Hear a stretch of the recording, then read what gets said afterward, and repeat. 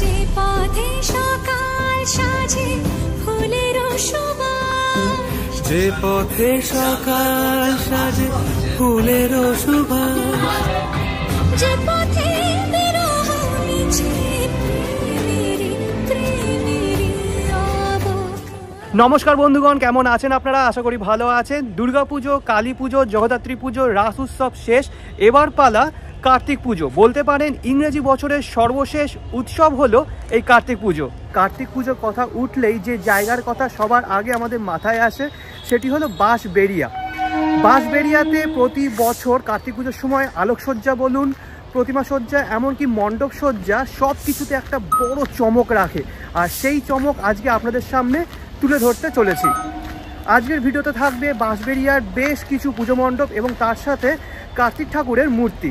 আশা করি আপনাদের দেখে ভালো লাগবে। আর যদি ভালো লেগে থাকে তাহলে অবশ্যই লাইক, কমেন্ট, শেয়ার এবং সাবস্ক্রাইব করতে ভুলবেন না।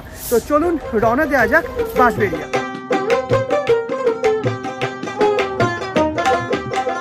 বর্তমানে দাঁড়িয়ে আছি বাঁশবেড়িয়া অঞ্চলে, বলতে পারেন বাঁশবেড়িয়া পৌরসভার ঠিক পাশে। জার্নিটা শুরু করব, কিন্তু তার আগে একটা ম্যাপ আপনাদের দেখিয়ে দিই, চলুন। দেখতে পাচ্ছেন ম্যাপে বাঁদিকে রয়েছে বাঁশবেড়িয়া রেল স্টেশন আর ডান দিকে উপরের দিকে রয়েছে বাঁশবেড়িয়া পৌরসভা। আমার জার্নিটা বাঁশবেড়িয়া পৌরসভার দিক থেকেই শুরু করব। তাহলে কি হবে, একটা ডাইরেকশন অনুযায়ী আমার জার্নিটা সম্পূর্ণ করতে পারবো। আপনারা চাইলে স্টেশন থেকেও আপনার জার্নিটা শুরু করতে পারেন। স্টেশন থেকে জার্নিটা শুরু করলে আগে যাবেন বাঁদিকে, তারপর ডান দিকে আসবেন। রুট ম্যাপ আপনাদের দরকার হবে না, কারণ বাঁশবেড়িয়াতে প্রতি 2 মিনিট অন্তর এক একটা করে পুজো মণ্ডপ আছে। কলকাতার মতো না যে একটা পুজো মণ্ডপ থেকে অন্য একটা পুজো মণ্ডপ অনেকটা দূরে। তো চলুন জার্নিটা শুরু করি। দাঁড়িয়ে আছি বাঁশবেড়িয়া যে পৌরসভা তার একদম সামনে। এই পৌরসভার ঠিক সামনেই একটা পুজো হয়ে থাকে। এই পুজোটার নাম হলো নেতাজি সংঘের পুজো, কিন্তু বর্তমানে এই পুজোটা এখনও উদ্বোধন হয়নি, তাই আপনাদের দেখাতে পারছি না। আজকে 16 তারিখ, আপনারা 17 তারিখ আসলে অবশ্যই দেখতে পাবেন।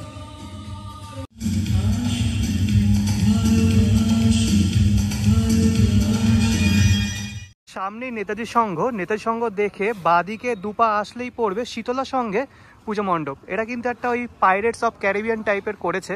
সামনের দিকে এরকম কঙ্কালের মূর্তি রয়েছে, এদিকে অ্যাঙ্কর রাখা রয়েছে। তো চলুন ভিতরে প্রবেশ করি। আর ভিতরে প্রবেশ করতে এরকম একটা রাস্তা মতো তৈরি করা, আর টায়ারের মধ্যে এই ভূতের মুখোশগুলো তৈরি করা হয়েছে। আর সামনেই দেখতে পাচ্ছেন বিশাল বড় একটা জাহাজ তৈরি করা হয়েছে। যেমনটা বলছিলাম যে পাইরেটস অফ ক্যারিবিয়ানটাই কিন্তু এখানে ফুটিয়ে তোলা হয়েছে। আর যিনি ক্যাপ্টেন তিনি কিন্তু একজন কঙ্কালের মুখ, এই যে হাতে রয়েছে স্টিয়ারিং, আর উপরে রয়েছে পাইরেটসদের যে পতাকা থাকে আর কি, সেটাই। তো চলুন এদিক দিয়ে হয়তো প্রবেশ করতে হবে। হ্যাঁ, এদিক দিয়ে প্রবেশ করতে হবে। আর সামনেই রয়েছে প্রতিমা। তো মানে প্রবেশ করে গেছি মণ্ডপের ভিতরে, আর এখানে আছেন হরগৌরী। একটু ভুল হয়েছে, ক্ষমা প্রার্থী। এখানে কিন্তু হর পার্বতী না, এখানে রয়েছে হরহরি। ঠিক আছে, হরহরি বিগ্রহ আমি আপনাদের দেখিয়েছিলাম কৃষ্ণনগরে, আর এখানে দেখতে পাচ্ছেন আরও একবার। আর সামনেই রয়েছেন নন্দী মহারাজ, খুব সুন্দর দেখতে। একই শরীরে মহাদেব এবং ভগবান বিষ্ণুর অবস্থান। এক হাতে রয়েছে এরকম ত্রিশূল, আর এক হাতে চক্র।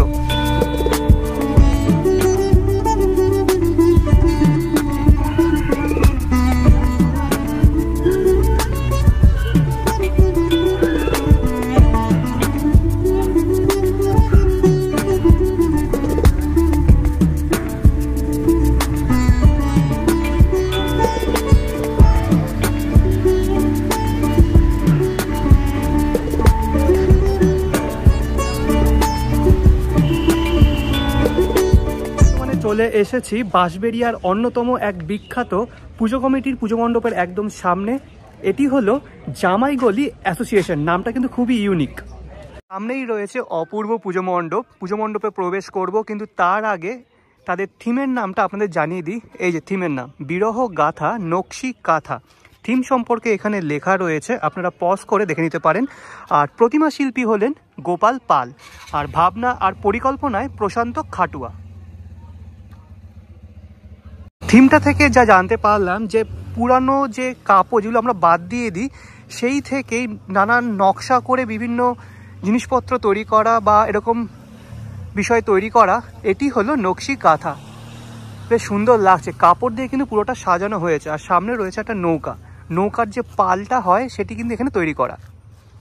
আর আরও একটু যখন সামনে এগোবেন তখন বিশাল বড় এরকম একটা গোলাকার স্ট্রাকচার রয়েছে, তার উপরে মানে দেয়াল, ইটের দেওয়াল, তার উপরে মাটির প্রলেপ দিয়ে সাদা রং দিয়ে এরকম বিভিন্ন চিত্র তৈরি করা হয়েছে, দারুণ লাগলো। শুধু তাই নয়, সামনের দিকে একটা বড় চাকা রয়েছে, সেই চাকাতেও কিন্তু নকশি যে কাঁথাগুলো হয় সেই কাঁথা দিয়ে পুরো বিষয়টা মোড়া রয়েছে, এই দেখুন। আর এই কাঁথা স্টিচের একটা পাঞ্জাবি আমার কাছে আছে। আর এইদিকেও কিন্তু পুরো মানে আশেপাশে যা কিছু দেখছেন সব কিছুই এরকম নকশি কাঁথা দিয়ে তৈরি করা, কাঁথা স্টিচ যেটাকে বলে। কি সুন্দর ছবি আঁকা হয়েছে দেখুন, এই দেখুন একটা গ্রাম্য পরিবেশের ছবি তৈরি করা হয়েছে। আর এদিকে রয়েছে পল্লী কবি জসিমউদ্দিনের ছবি, পুরোটাই কিন্তু এরকম কাঁথা স্টিচ দিয়ে তৈরি করা হয়েছে, অপূর্ব। বিশাল বড় এরকম একটা গোলাকার অংশ রয়েছে, তার মধ্যে কবির চিত্র ফুটিয়ে তোলা হয়েছে। আর এর ঠিক পরেই রয়েছে মূল মণ্ডপ। একটা জিনিস আমার নজর কাড়লো, সেটা হলো এই ছোট ছোট ঘরগুলো, দারুণ লাগছে, প্রত্যেকটাই কিন্তু এরকম কাঁথা স্টিচ দিয়ে তৈরি করা, অপূর্ব। আর এর ভিতরে লাইট আছে, আপনারা যদি রাতের বেলার দিকে আসেন তাহলে কিন্তু আরও ভালোভাবে এই মণ্ডপটা উপভোগ করতে পারবেন।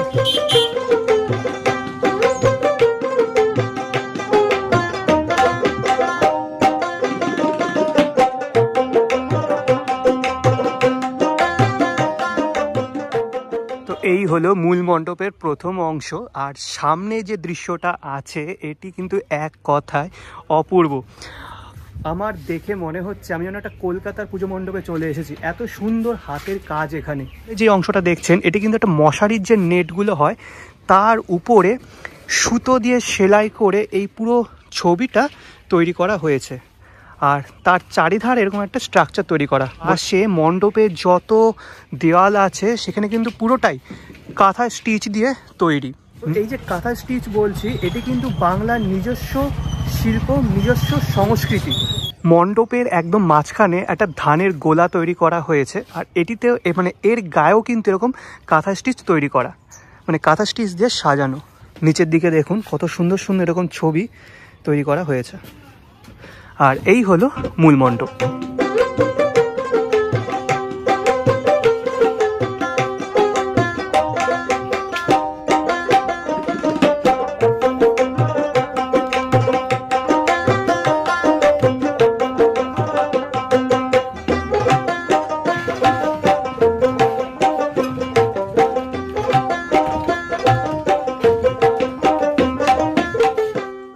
তো বর্তমানে দাঁড়িয়ে আছি জামাইগলি অ্যাসোসিয়েশনের যে পুজো মণ্ডপ, সেই পুজো মণ্ডপের ভিতরে আর প্রতিমার একদম সামনে। আর এখানে কার্তিক ঠাকুরের যে ভঙ্গিমা সেটি কিন্তু একদম জামাইয়ের আদলে তৈরি হয়ে থাকে।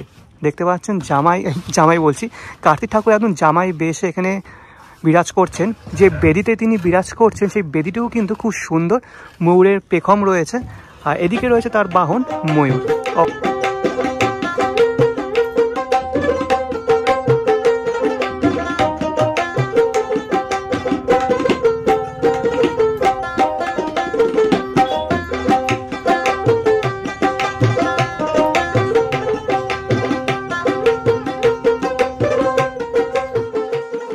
অ্যাসোসিয়েশনের যে পুজো মণ্ডপ তথা যে প্রতিমা রয়েছে আমার কিন্তু অপূর্ব লাগলো। তো যাই হোক, চলুন পরবর্তী গন্তব্যস্থল, পরবর্তী পুজো মণ্ডপে। জামাইগলি অ্যাসোসিয়েশনের পুজো মণ্ডপ দেখার পর মাত্র 2 পা যদি সামনের দিকে এগোন তাহলে পড়বে আরেকটি পুজো মণ্ডপ। এই পুজো মণ্ডপটি হলো অভিযাত্রী সংঘের পুজো মণ্ডপ। আর দেখতে পাচ্ছেন এরকম বিভিন্ন ধরনের মানুষের আকৃতি, মানুষ বলবো না, এরকম রোবটের আকৃতি রূপ দেওয়া হয়েছে। আর উপরে বাজাচ্ছে সানাই, খুব সুন্দর সামনের অংশটা।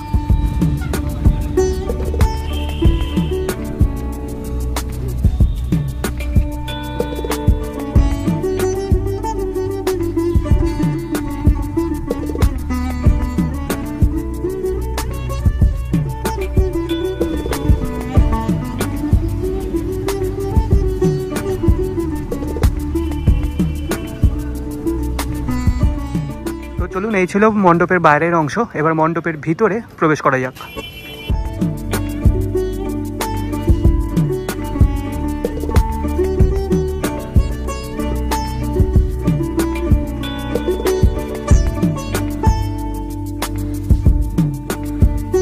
দাঁড়িয়ে আছি মণ্ডপের প্রথম অংশে। এখানেও কিন্তু এরকম রোবট মতন অংশবিশেষ তৈরি করা হয়েছে, এখানে নাচ করছে সেই ভঙ্গিমায় তৈরি করা। আর মণ্ডপের মানে মূল মণ্ডপের যে প্রথম অংশ বা সেখানে দেখতে পাচ্ছেন এরকম ফ্যানের যে এই যে পাখাগুলো হয় এগুলো বেঁকিয়ে ময়ূরের রূপ দেওয়া হয়েছে। আর এখানে তৈরি করা হয়েছে আকাশ, মেঘের উপর দিয়ে এই ময়ূরগুলো মানে উড়ে যাচ্ছে সেটি কিন্তু বোঝানো হয়েছে।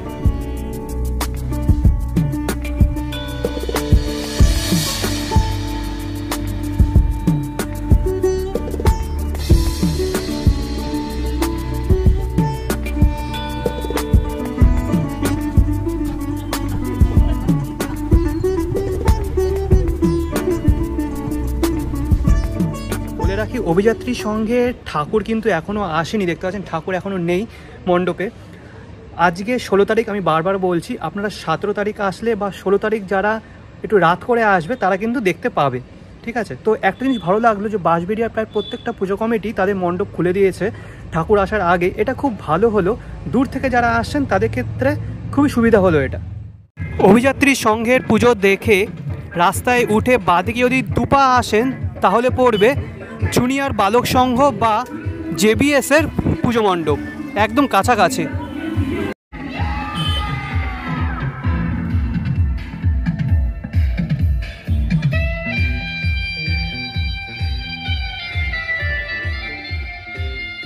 দাঁড়িয়ে আছি জেবিএস সংঘের যে পুজো মণ্ডপ তার একদম সামনে।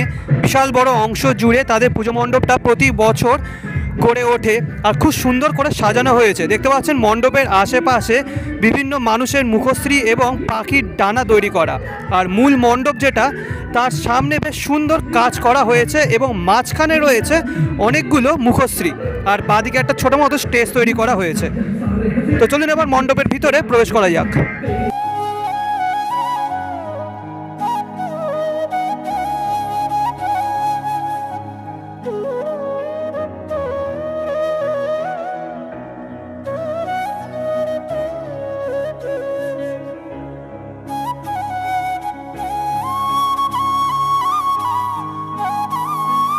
দাঁড়িয়ে আছি মণ্ডপের ভিতরে, আর ভিতরটা কিন্তু এক কথায় অপূর্ব করেছে। কারুকার্য এবং তার সাথে আলোর মেলবন্ধন মণ্ডপটাকে একটা অন্য রূপ দিয়েছে। আর এখানে যে প্রতিমা আছে সেখানে কিন্তু কার্তিক ঠাকুর নেই, আছেন ভগবান বিষ্ণু বা সত্যনারায়ণ।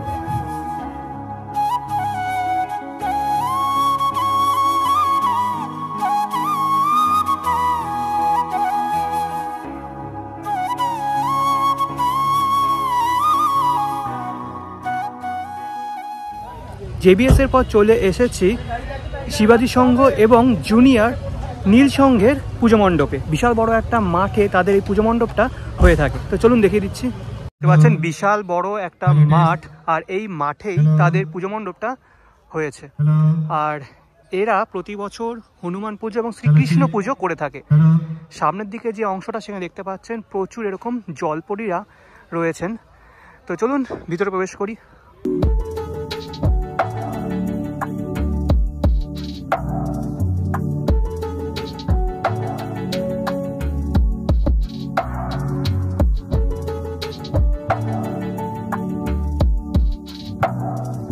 চলুন এবার ভিতরে প্রবেশ করি। এদিক দিয়ে হচ্ছে প্রবেশ পথ, আর ভিতরটা দূর থেকে দেখতে পাচ্ছি খুব সুন্দর করেছে।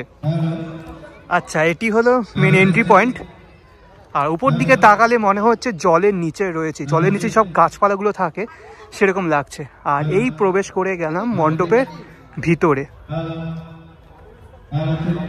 আচ্ছা, ভিতরটা কিন্তু অপূর্ব করেছে।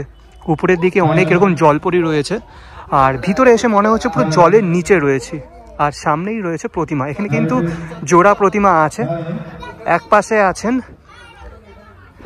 বজরংবলী এবং আরেক পাশে আছেন শ্রীকৃষ্ণ।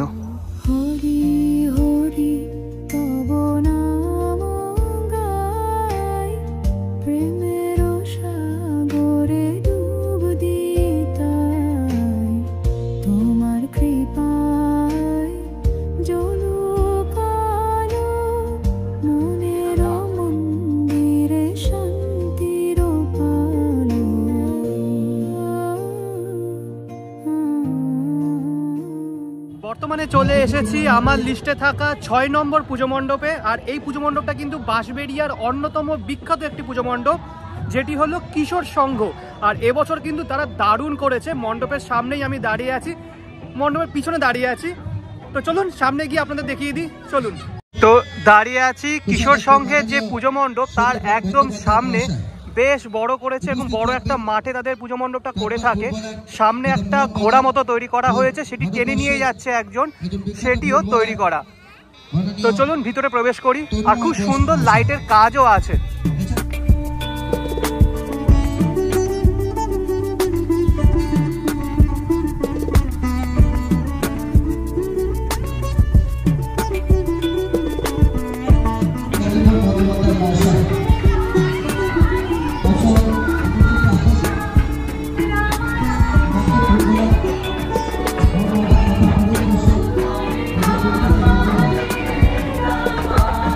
তো সামনেই রয়েছে অপূর্ব প্রতিমা আপনাদের ভালো করে দেখাচ্ছি, কিন্তু তার আগে মণ্ডপের ভিতরটা একবার দেখে নিন। উপরের দিকে খুব সুন্দর একটা লাইটের কাজ আছে।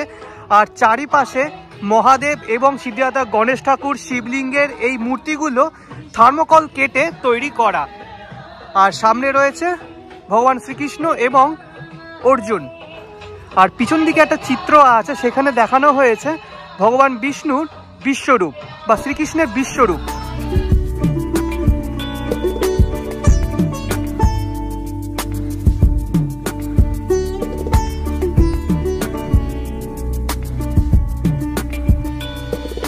সামনেই ছিল কিশোর সংঘ থেকে বেরিয়ে রাস্তায় উঠে দুপা সামনের দিকে এসে বাঁদিকে টার্ন নিলেই পড়বে অনির্বাণ ক্লাবের পুজো মণ্ডপ। চলুন, অনির্বাণ ক্লাবের পুজো মণ্ডপ কিন্তু দারুণ লাগলো। বন্দে ভারত ট্রেনে করে আমাদের যেতে হবে পুজো মণ্ডপে। আর এখানে তৈরি করা হয়েছে হাওড়া স্টেশন। তো হাওড়ার থেকে যাব এদের পুজো মণ্ডপে।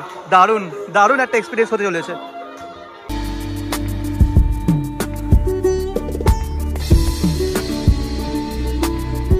তো ফাইনালি আমাদের বন্দে ভারত চলে এসেছে। এবার হাওড়া থেকে জার্নি শুরু হবে, যাব নিউ জলপাইগুড়ি।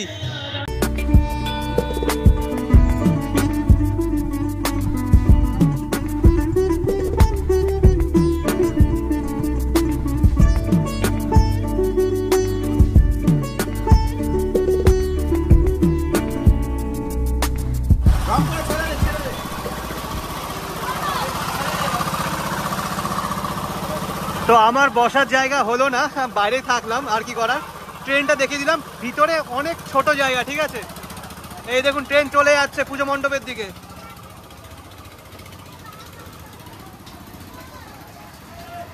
তো চলুন আমরা হেঁটে হেঁটেই যাই। ভিড় হয়ে গেছিল, তাই আমি পাশে একটা রাস্তা আছে, সেই রাস্তা দিয়ে হাঁটতে হাঁটতে যাচ্ছি। আর সামনেই রয়েছে মণ্ডপটা আপনাদের দেখিয়ে দেবো। প্রতি বছর খুব সুন্দর করে, আর এবার আশা রাখছি এবারও ভালো করেছে। তো চলুন যাই। ট্র্যাক দিয়েই কিন্তু ট্রেনটা গেছে, আর উপর দিকটা খুব সুন্দর করে টুনি লাইট দিয়ে সাজানো হয়েছে। আর এই হলো রেলের ট্র্যাক। চলুন সামনের দিকে যাই। এসে ট্রেনটা থেমেছে, আর সামনেই রয়েছে মণ্ডপ। চলুন, মণ্ডপের প্রথম অংশ। চলুন যাই, কেমন করেছে দেখা যাক। বাহ, এরকম মূর্তি করা রয়েছে, পায়রা ওড়াচ্ছে। আর এখানেও যে প্রতিমা রয়েছে সেই প্রতিমা কিন্তু জামাই বেশে রয়েছে। দেখুন মাথায় টোপর পরে রয়েছে। আবার দাঁড়িয়ে আছি অনির্বাণ ক্লাবের যে প্রতিমা তার একদম সামনে। এখানে কার্তিক ঠাকুর একদম জামাই বেশে রয়েছে, মাথায় রয়েছে টোপর, গলায় রয়েছে রজনীগন্ধা ফুলের মালা, হাতে রয়েছে গোলাপ। আর ময়ূরপঙ্খী রাজের উপর তিনি বিরাজ করছেন। আর এদিকে রয়েছে তার বাহন মুখে করে রয়েছে টোপর। অপূর্ব লাগলো। শুধু ভাবছি কার্তিক ঠাকুরকে এরকম ধুতি আর পাঞ্জাবি কে পরালো, ঠিক আছে। দারুণ লাগছে কিন্তু। আর মনে হচ্ছে না কার্তিক ঠাকুর, মনে হচ্ছে সাধারণ একজন মানুষ এরকম বসে রয়েছে।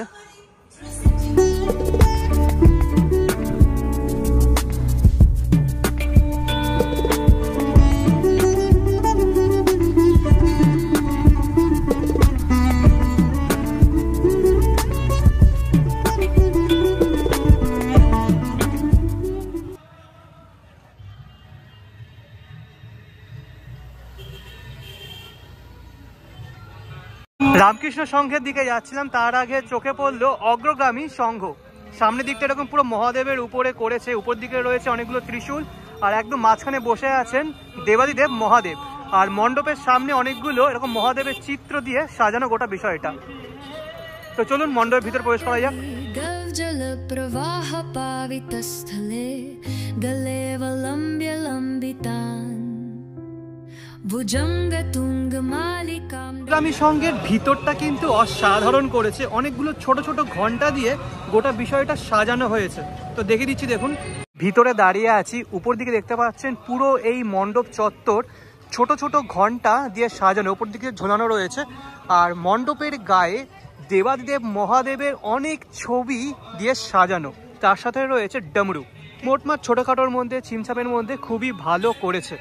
আর মাঝখানে রয়েছে একটা শিবলিঙ্গ, ফোয়ারার মধ্যে রয়েছে। আর গৌরীপট্টের ঠিক সামনেই রয়েছে নন্দী মহারাজ।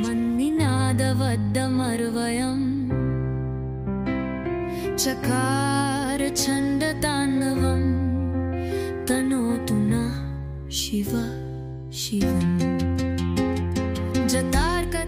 এই মণ্ডপে পূজিত হন দেবাদিদেব মহাদেব।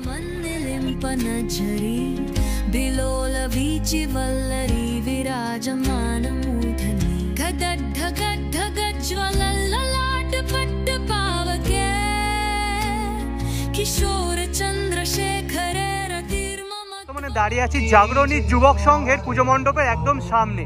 উপরের দিকে দুটো এরকম ঘোড়ার মতন আকৃতি, মানে ঘোড়াই তৈরি করা হয়েছে, আর খুব সুন্দর আলোর কাজ আছে। আর সামনে রয়েছে সিদ্ধিদাতা গণেশ ঠাকুরের একটি মূর্তি। তো চলুন ভিতরে প্রবেশ করি।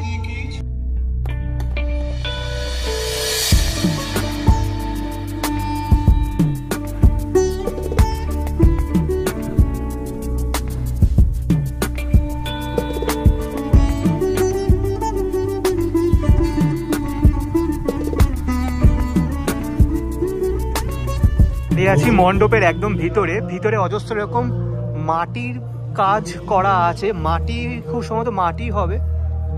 আর সামনে রয়েছে প্রতিমা। প্রতিমা মানে কার্তিক ঠাকুর এখানে একদম রাজ বেশে আছে, রাজ বেশে বলবো না, রাজার মতো ভঙ্গিমায় তিনি বিরাজ করছে।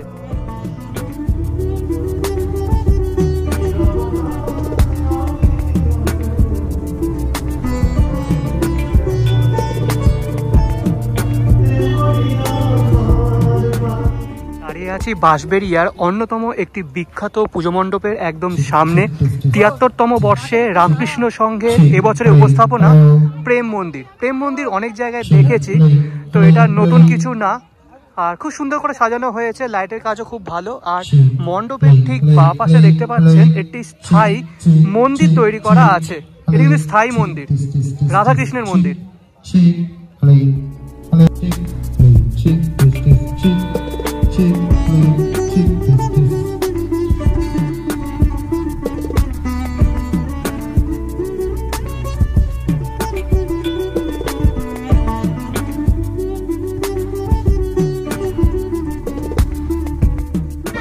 প্রেম মন্দির তো আগে অনেক দেখেছি, মেন দেখার বিষয় যেটা এই মণ্ডপে সেটা হলো প্রতিমা। প্রতিমা কিন্তু প্রতি বছর এখানে অনবদ্য করে, এবছরও তার ব্যতিক্রম হয়নি। দেখিয়ে দিচ্ছি দেখুন। তো রামকৃষ্ণ সংঘের প্রতি বছর সত্যনারায়ণের মূর্তি করে, আর এবছরও তাই হয়েছে।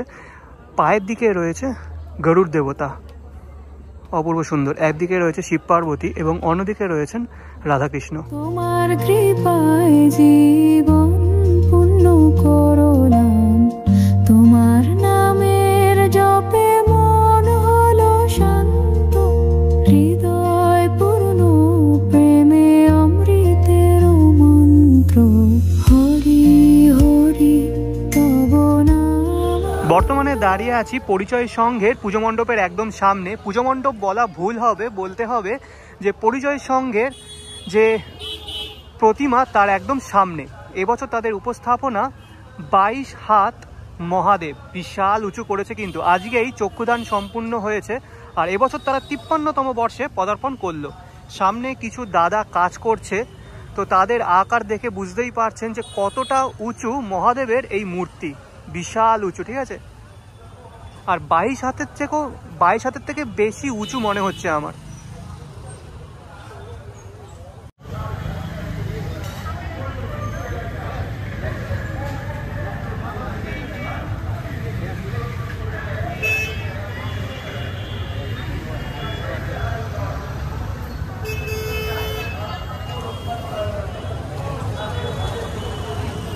তাড়াতাড়ি দর্শন হয়ে গেল সরানন পুজো কমিটির এই প্রতিমা। আর দেখতে পাচ্ছেন এখানে কার্তিক ঠাকুরের 6টি মাথা, অপূর্ব। আর এখন নিয়ে যাওয়া হচ্ছে মণ্ডপের উদ্দেশ্যে।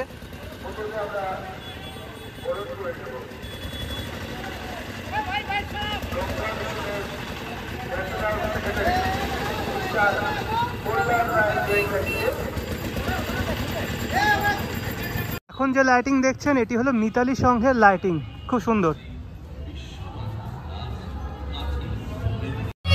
বর্তমানে চলে এসেছি আমার লিস্টে থাকা অন্তিম পুজো মণ্ডপ, যেটি হলো মিতালি সংঘের পুজো মণ্ডপ। খুব সুন্দর করেছে, কারুকার্য আর আলোকসজ্জার মেলবন্ধন কিন্তু দারুণ।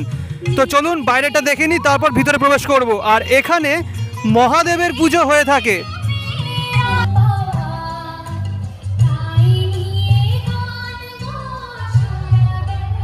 আচ্ছা, এটি হলো মণ্ডপের প্রথম অংশ। আর প্রথম অংশে খুব সুন্দর কাজ করা আছে। আর দেখতে পাচ্ছেন এখানে মেটালের একটা স্ট্রাকচার করা, পিলার তৈরি করা, আর তার মধ্যে অনেক কিছু রয়েছে। কি রয়েছে কিছু বোঝা যাচ্ছে না যদিও বা, বাট দেখতে খুব সুন্দর লাগছে। আর এখানে একটা চেস বোর্ড তৈরি করা হয়েছে, যেখানে দাবার সমস্ত বড় বড় গুটিগুলো রাখা রয়েছে। আর এদিকে রয়েছে চাকা।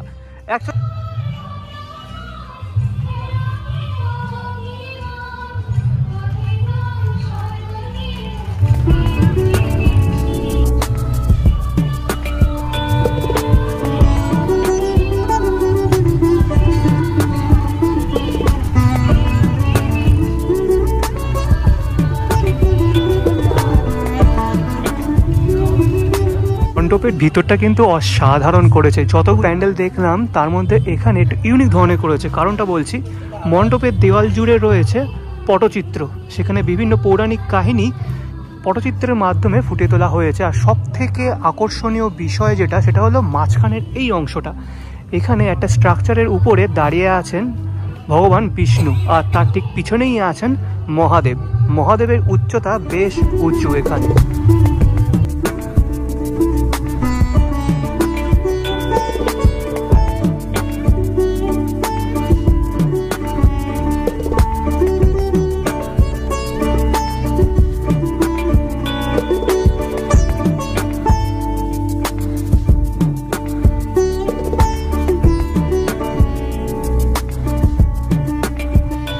আমার লিস্টে থাকা বাঁশবেড়িয়ার বেশ কিছু কার্তিক পুজো কেমন লাগলো আর কোন মণ্ডপটা আপনাদের ভালো লাগলো অবশ্যই কমেন্ট বক্সে কমেন্ট করে জানাবেন।